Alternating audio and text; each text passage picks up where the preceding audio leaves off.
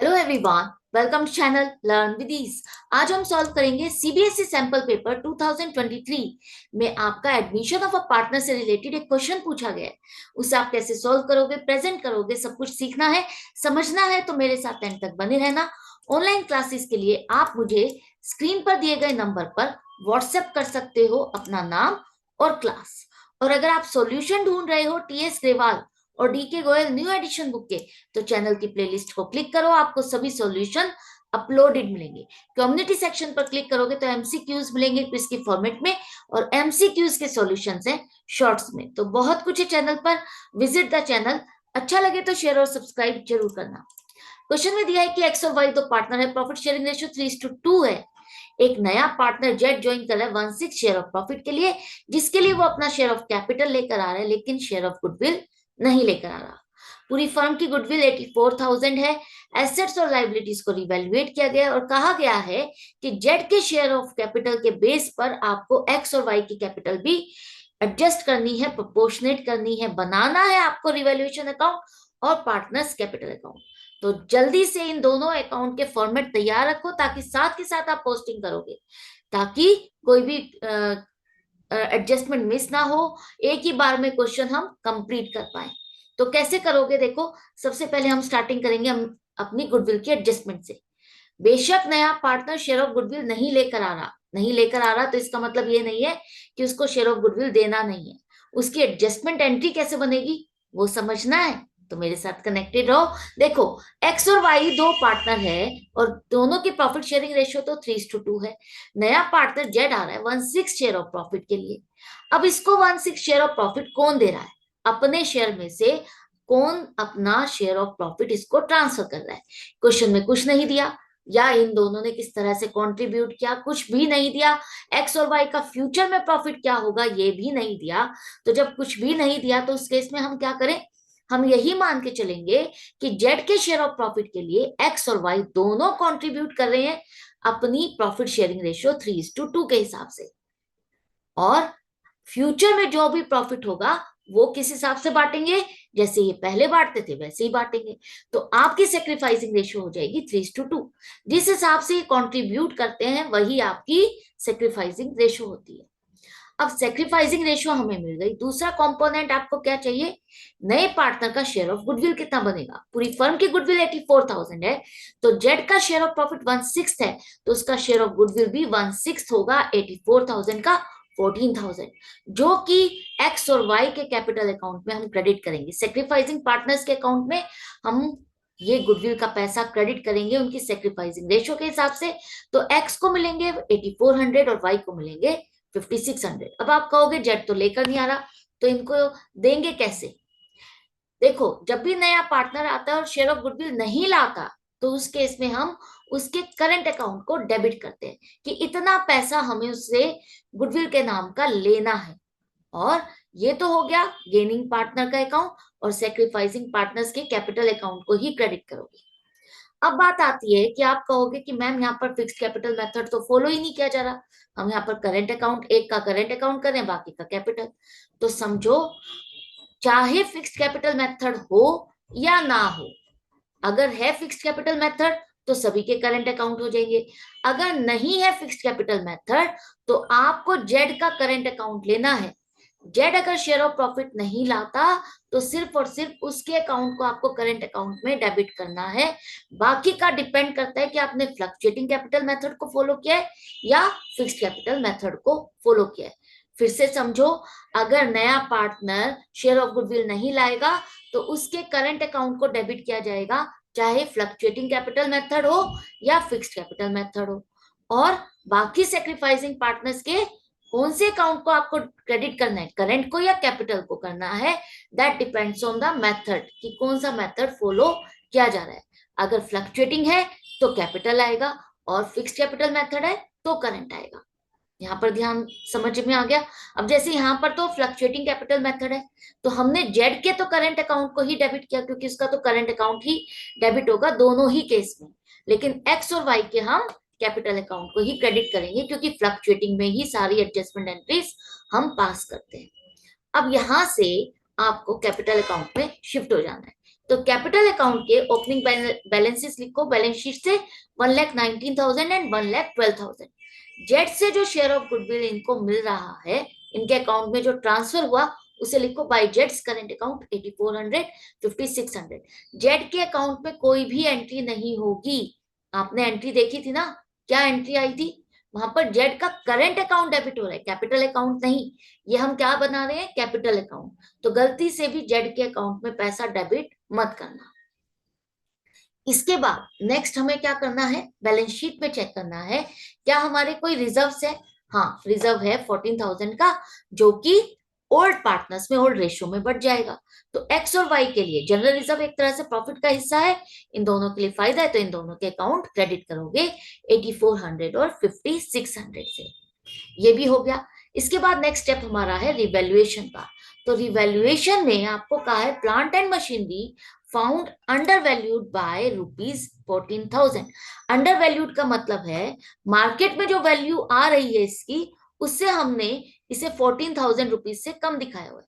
मतलब मार्केट में इसकी वैल्यू 84,000 है और हमने इसको 70,000 दिखाया हुआ है।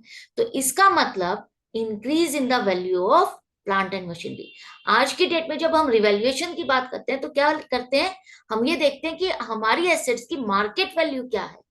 आज की डेट में हम इन्हें बेचेंगे तो हमें कितना पैसा मिलेगा। तो इसीलिए हम कह रहे हैं कि मार्केट के अकॉर्डिंग हमने इसको 14,000 से कम में शो किया है। तो इसका मतलब प्लांट एंड मशीनरी की वैल्यू इंक्रीज हो रही है। इंक्रीज हो रही है तो फायदा होगा 14,000। अब इसके बाद building was to be brought up to ₹1,09,000। इसका मतलब है बिल्डिंग की वैल्यू इंक्रीज करके इतने तक पहुंचा दो। 98,000 है, इसको इतनी अमाउंट तक पहुंचा दो। मतलब इसमें भी इंक्रीज हो गया कितना? 11,000। बिल्डिंग की वैल्यू 11,000 से इंक्रीज हुई है 1,09,000, और प्लस नहीं करना आपको। इसका मतलब है जो 98,000 है उसकी वैल्यू को 1,09,000 तक पहुंचा दो। तो 11,000 से बिल्डिंग की वैल्यू इंक्रीज हो गई। तो इंक्रीज होना एसेट का फायदा है, क्रेडिट साइड पे लिखोगे। इसके बाद कहा है कि ऑल डेटर्स आर गुड। इसका मतलब हमें सभी डेटर्स से पेमेंट आराम से मिल जाएगी, कोई पैसा डूबने का खतरा नहीं है, कोई पैसा डूब नहीं रहा है, तो हमें प्रोविजन फॉर डाउटफुल डेट्स की जरूरत नहीं है। तो जब प्रोविजन फॉर डाउटफुल डेट्स की जरूरत नहीं है तो ये एक तरह से आपने प्रोविजन बनाया था खर्चे के लिए। अब वो खर्चे के लिए प्रोविजन चाहिए नहीं, तो एक तरह से रिजर्व है। रिजर्व जो बच गया वो एक तरह से प्रॉफिट है। प्रॉफिट है तो यही लिखो प्रोविजन फॉर डाउटफुल डेट्स 7,000। आपके एक तरह से बेड डेट्स हुए ही नहीं, तो ये provision as as it is बचा हुआ है। तो जब क्रेडिट बैलेंस होता है प्रोविजन फॉर डाउटफुल डेट्स का एज इट इज बच जाता है, तो आप कहाँ लिखते हो? क्रेडिट साइड पे। एक और तरीके से समझो, इसका मतलब है कि हम प्रोविजन फॉर डाउटफुल डेट्स जो न्यू चाहते हैं वो जीरो चाहते हैं, जीरो। तो new provision minus old provision 7,000 करोगे तो -7,000 आ रहा है। तो मैंने क्या कहा था, जब भी नेगेटिव आंसर आता है तो वो आपके लिए फायदा है, गेन है, जिसे आप रिवैल्यूएशन में क्रेडिट साइड पे लिखोगे। तो तीनों में से जो भी तरीका समझ में आए ना वो समझ लो। समझना जरूरी है कि हम ऐसा कर क्यों रहे हैं, राइट। अब ये देखो, सारी एडजस्टमेंट्स के बाद आपका प्रॉफिट आ रहा है 32,000, जिसे हम दोनों पार्टनर एक्स और वाई में ही बटेगा, जेड का कोई शेयर नहीं है। इनकी ओल्ड रेशियो में बांटोगे तो एक्स और वाई के अकाउंट को, कैपिटल अकाउंट को हम क्रेडिट करेंगे 19,200, 12,800, और एंड में लिखो टोटल। ये हो गया आपका रिवैल्यूएशन अकाउंट कंप्लीट, एक अकाउंट कंप्लीट। अब रिवैल्यूएशन का प्रॉफिट पार्टनर्स के कैपिटल अकाउंट में क्रेडिट साइड पे लिखोगे। प्रॉफिट है तो फायदा है, तो दोनों के अकाउंट को क्रेडिट किया। सारी एडजस्टमेंट्स करने के बाद बारी आ जाती है इन दोनों के कैपिटल अकाउंट के क्लोजिंग बैलेंसेस निकाले। हम ये क्लोजिंग बैलेंसेस क्यों निकाल रहे हैं? हम इसलिए निकाल रहे हैं क्योंकि क्वेश्चन में कहा है कि प्रोपोर्शनेट करना है आपको, इन दोनों के कैपिटल को जेड के कैपिटल के बेस पर प्रोपोर्शनेट करना है। तो हम कह रहे हैं कि जेड के एडमिशन से पहले इन दोनों के एडजस्टेड कैपिटल क्या है? 1,55,000 एंड 1,36,000, जिसे अब हम ब्रॉट डाउन करेंगे। और ब्रॉट डाउन करेंगे तो हम कह रहे हैं कि नई फर्म में जेड के आने से पहले इन दोनों के कैपिटल के बैलेंसेस ये हैं। तो अगर हमें इसे प्रोपोर्शनेट करना है जेड की कैपिटल के बेस पर, जो कि 1/6 शेयर के लिए 56,000 है, तो पूरी फर्म की कैपिटल कितनी होनी चाहिए? अगर 1/6 शेयर की वैल्यू 56,000 है, एक चीज है जिसके 6 हिस्से की है, और 6 हिस्से में से एक पार्ट की वैल्यू 56,000 है, तो टोटल 6 पार्ट्स की वैल्यू क्या हो जाएगी? 56,000 मल्टीप्लाइड बाई 6, 3,36,000। तो हम कह रहे हैं कि जेड की कैपिटल के बेस पर पूरी फर्म की कैपिटल 3,36,000 होनी चाहिए, है ना। अगर हम जेड से कह रहे हैं 56,000 एज ए कैपिटल लेकर आनी है, तो कोई ना कोई तो बेस होगा ना, और इसके बेस पर हम कह रहे हैं कि पूरी फर्म की कैपिटल इतनी होनी चाहिए आगे। अब इसके बेस पर आपको चेक करनी है कि एक्स और वाई की कैपिटल कितनी है, लेकिन इससे पहले आपको न्यू रेशियो भी तो निकालनी होगी। अगर जेड आया है तो अब न्यू रेशियो क्या बन जाएगी? न्यू रेशियो बनाने के लिए चेक करो, यहां पर अगर हम जेड को 1/6 शेयर दे रहे हैं तो रिमेनिंग पार्ट क्या रहेगा? पूरे प्रॉफिट का 1/6 जेड को देने के बाद 5/6 बचेगा, जो कि एक्स और वाई आपस में 3:2 की रेशियो में ही बांटेंगे। कहा था ना मैंने, जैसे पहले बांटेंगे वैसे ही आगे बांटेंगे, क्योंकि क्वेश्चन में तो कुछ दिया नहीं है, क्वेश्चन साइलेंट है, तो हम यही मान के चलेंगे जैसे पहले बांटते थे ये वैसे ही आगे भी प्रॉफिट को डिस्ट्रीब्यूट करेंगे। तो एक्स को मिलेगा 5/6 का 3/5 पार्ट 3/6, और y को मिलेगा 5/6 का 2/5 पार्ट 2/6।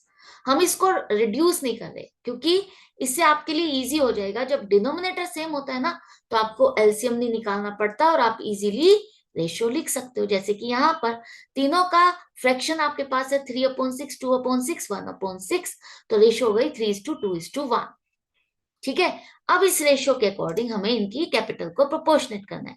पूरी फर्म की कैपिटल 3,36,000 है, तो एक्स की कैपिटल 3/6 होनी चाहिए 1,68,000। इसकी कैपिटल है कितनी? अब हमारे लिए कंपैरिजन करना इजी हो जाएगा, क्योंकि अब मैसअप नहीं होगा। हमने जो पहले एडजस्टमेंट करनी थी कर दी है, टोटल हमें अब पता चल गया, ये फिगर अलग ही हो गई है। ठीक है। अब आपको इसके साथ इसको कंपेयर करना है कि कैपिटल इतनी होनी चाहिए, है इतनी, मतलब ये तो कम है। कितनी कम है? 13,000 से इसकी कैपिटल कम है, एक्स को इतना पैसा और लाना होगा।